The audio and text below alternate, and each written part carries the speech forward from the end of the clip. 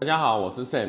今天我要来介绍的是我新买的这一台 Marshall 的音箱。那 Marshall 这一台已经出来第3代了。那第3代的话，它一共有大、中、小的尺寸。那我是买第2个 Demo 这个尺寸，属于比较中型的。那这一台的话，我来跟大家介绍一下它的外观。它的外观的话，2种颜色。那这个的话就是奶油白这个颜色。如果你要配你的比较高雅的装潢，如果是白色背景的话，我会建议就是挑这个白色的这个尺寸。我就建议挑白色的，因为白色的好像在市面上有时候还不好看到。我也是看了很久了，刚好有这个颜色的话，那我就下定。那后面的话，我们来介绍，就是说可能你的重低音在释放当中的话，你的墙面大概是20公分它才有一个共振的效果。进去的话就是棉花孔这些位置。然后后面的话就是蛮简单的。这一台的话，我为什么会买这一台？因为这一台的话，这个就是比较经典的设计。然后它的音质的话，我也听过很多种。然后我会选择这个的话，就是它可能在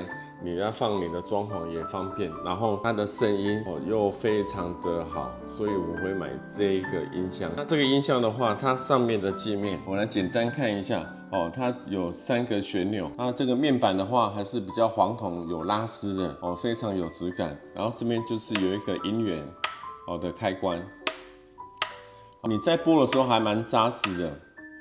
这设计的还蛮不错的。然后它已经升级到蓝牙 5.2 这个连接系统，所以你在听音乐或者说你在看一些影集的话，你用这个喇叭在做这个输出的话，跟你的画面是没有延迟的效果，就是可能人声在讲话的话，你出来的声音就是跟你的画面是同步的。它这个声音的话，跟别的品牌比起来，那当然它价位会稍微高一点它的高音、中音、低音这3种的话，在我来说的话，其实都表现得不错，所以我才会选择这一台。因为它的人声的话非常清楚。如果你去试听的话，你也可以去播那个蔡琴的那个《无间道》那一首主题曲的声音，去听那个人声你就会觉得这个人声非常清楚。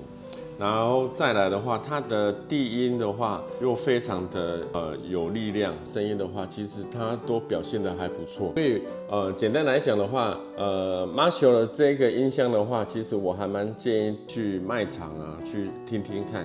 这一台的话放在5-6坪的空间，其实就绰绰有余了就非常适用了。因为它的声音蛮通透的它的贯穿力也不错，然后又很细腻。这台的话就是我今天分享给大家的这台 Marshall 的音箱。那这台 Marshall 音箱其实还蛮经典的，放在你的房间去做一个装饰的话它这一台是50瓦的，所以出力还不错。那今天就是简单的跟大家介绍这台 Marshall 的 Demo 这一台音箱它这属于中型的，那大概它不到5公斤那4点多公斤吧。